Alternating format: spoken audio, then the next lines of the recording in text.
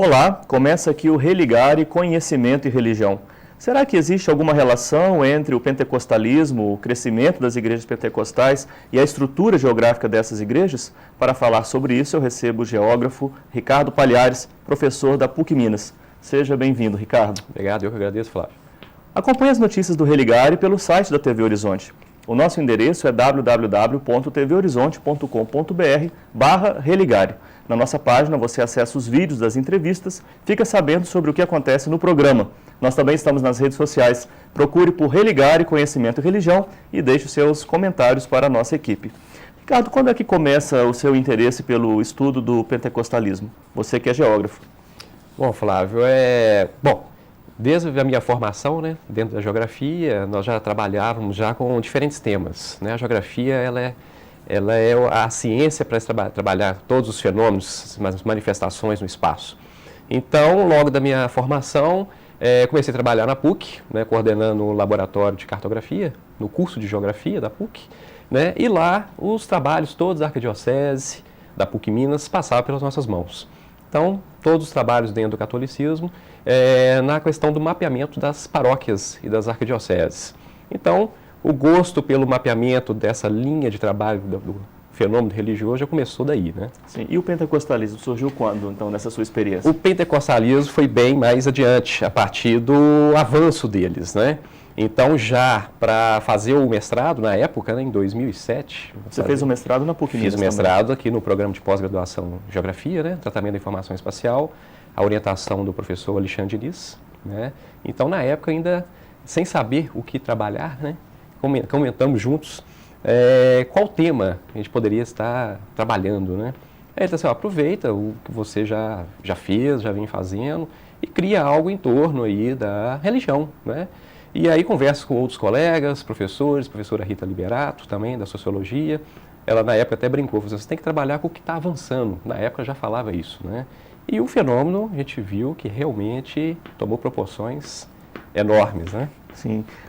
Como é que foi o seu primeiro contato com esse mundo do pentecostalismo?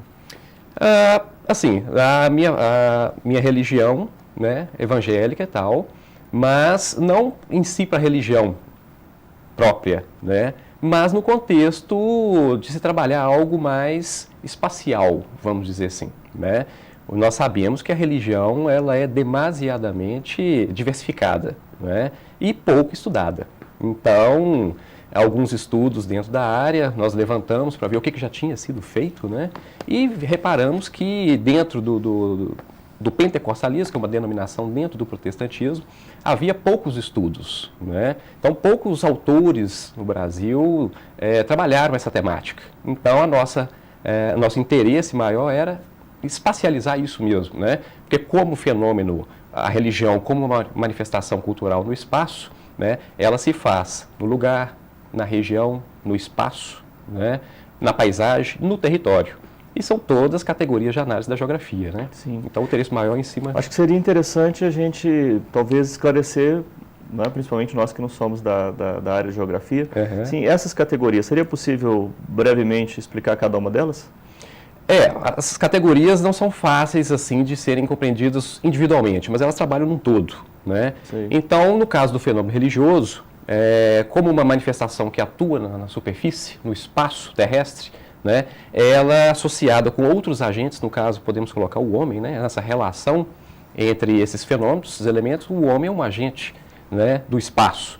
E no caso de se comparar ou se organizar uma religião, ela se faz presente na paisagem, por exemplo, modificando essa paisagem, né? Quando falamos já em territórios, essa questão mesmo da como elas se organizam no espaço, e aí entra já a temática espacial, né? Como elas se fazem, a questão dos templos, como eles surgem, como eles se distribuem, né? Qual que é a questão mesmo direcional dos fiéis de um tempo para outro, isso é uma questão de territorialidade, formando uma territorialidade, né? Entendo.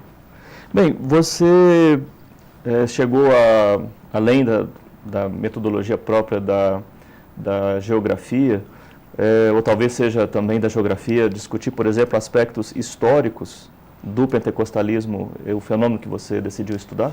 Sim, inicialmente nós fizemos um levantamento histórico, até mesmo para poder entender e compreender o fenômeno em si, né? Então, nós fazemos, claro, um levantamento desde o surgimento, né?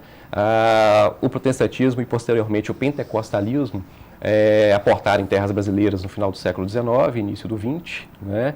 Por imigrantes americanos e europeus. Então, essa chegada, inicialmente, foi feita os levantamentos de estudos por estrangeiros, nem inicialmente por brasileiros, né? Esses estudos vão ter destaque a partir da década de 70, principalmente pela professora Maria Cecília França, em São Paulo, com a questão da peregrinação, né? A questão mesmo de romarias, né? Estudos dentro da área do catolicismo. E aí, a pergunta que você me fez anteriormente, o outro interesse pelo tema. Porque, comparado estudos afro-brasileiros, indígenas, sempre assumiram uma questão secundária, né? Quando comparado com o catolicismo. E o protestantismo segue a mesma regra, né? Então, havia a necessidade de levantar, né, essa religião e suas denominações. E o pentecostalismo, claro, é a vertente dentro do protestantismo que mais cresce hoje. Então, mais uma importância de estudá-lo. E em que direção cresce, né, as igrejas pentecostais? Né? Onde que normalmente elas se implantam, as igrejas? Né? Né, para onde vão? As igrejas pentecostais, elas assumem assim, características bastante interessantes, né? No início, só para você ter uma ideia, os primeiros estudos sobre os pentecostais, somente o censo de 1960 começou a trabalhar isso, né? Então, inicialmente, ela servia, o fenômeno pentecostal servia como uma portadora desse contingente populacional, né, recém-migrado para as cidades, tá? Então, pessoas desenraizadas, que deixou o seu local de origem, procurando melhores condições de vida, né?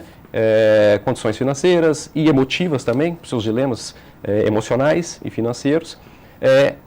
O fenômeno pentecostal assume esse papel, né, de receber esse público. E aí um dos dinamismos dela mesmo é a comunicação em massa, inicialmente, né? Então alguns autores já até colocam aí 5 momentos importantes do fenômeno religioso, né? Os 2 primeiros, nós sabemos, protestantismo de imigração e o de missão, né? Com as fundações das igrejas tradicionais, conhecidas também como igrejas históricas. Sim. Né? Como é que você caracteriza um e outro Então, na grupo? parte de metodologia, nós tivemos que separar isso, né? Porque nós fizemos um contexto totalmente histórico, mas o carro-chefe mesmo do trabalho é dentro de uma perspectiva geográfica, né? Ao analisar o fenômeno no espaço, né? O crescimento do espaço. Então, fizemos uma análise inicialmente numa escala Brasil, podemos dizer assim, né? Como que eles se distribuem nesse espaço e o nosso interesse depois puxando para uma escala mais estadual, né? E aí níveis de escalas de estudos foram trabalhados para se averiguar isso, né? Sim. Mas o local é na periferia, é no centro? Inicialmente os pentecostais eles estão concentrados em áreas, vamos dizer, mais periféricas dos centros urbanos, né? E isso mudou consideravelmente a partir da década de 70 com os neopentecostais, né? Que tem toda uma estrutura diferenciada, uma liturgia diferenciada, né? Assume um caráter de evangelização totalmente mais moderno, né? Com hinos, louvores, né? Alguns autores consideram até como a religião do marketing, né? Bem, em relação a essas igrejas, você diz então, já que elas se concentram mais nas periferias dos centros urbanos e que essa população traz como característica, né, a migração, sim, né, do interior. Migratório importantíssimo, né, nesse cenário, sim, visto que não só na questão religiosa, mas a população em si, e aí é onde que o catolicismo abre seus espaços, né, tem as suas perdas, né, sim, não só do catolicismo, mas da igreja protestante mesmo, a reformada, né, as tradicionais. Boa parte também dos pentecostais vieram das fileiras dos protestantes tradicionais, né? Então saem do interior, né? Sim, do interior, o eixo rural para os grandes centros urbanos, e aí coincide com a década de 50 e 60, né, com o crescimento das cidades, a urbanização, sim, né, e isso faz com que tenha uma acolhida maior de contingente populacional, sim, para essas religiões. E ao chegar aqui nas periferias dos grandes centros, não encontram acolhida na sua igreja de origem, por exemplo, os que vêm católicos ou os que vêm de alguma igreja protestante? Aí que é um tema histórico, bastante importante e que a católica deve ficar atenta, né? Porque é essa questão meio do aparato, né? Essa tensão que a Igreja Católica vem deixando com os seus fiéis, né? A gente sabe que a Igreja Católica ela é mais hierarquizada, né? Ela é mais estatizada, né? Então ela tem essa dificuldade de estar atendendo esse grande contingente, né? Até uma frase de um professor da Faculdade de Juiz de Fora, né? O Faustino Teixeira, né? Da Ciência da Religião de lá, ele costuma dizer que é muita reza, né? Para pouca missa, né? E pouco santo para muita igreja. É muito santo para pouca igreja. Santo e pouco padre. É muito santo para pouca igreja, né? Sim. Então é aquela questão mesmo do controle, né? Então os padres se vêem na dificuldade de estar dando essa assistência, né, para os fiéis. Muito bem, nós vamos continuar a nossa conversa. Eu estou aqui com o geógrafo Ricardo Palhares. No Religário de hoje nós conversamos sobre o pentecostalismo em perspectiva de uma análise geográfica, nós podemos dizer assim. Nós vamos fazer um breve intervalo, voltamos já.